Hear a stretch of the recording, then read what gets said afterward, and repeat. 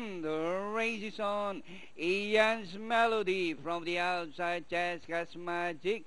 Don Ronaldo Vidral Touchminat Doomstead. Moving up is Foreign Minister. Jessica's Magic, Foreign Minister in second.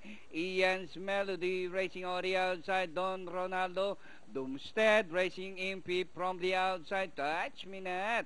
And rounding the far turn, Foreign Minister by about 2 lengths, followed by Jessica's Magic.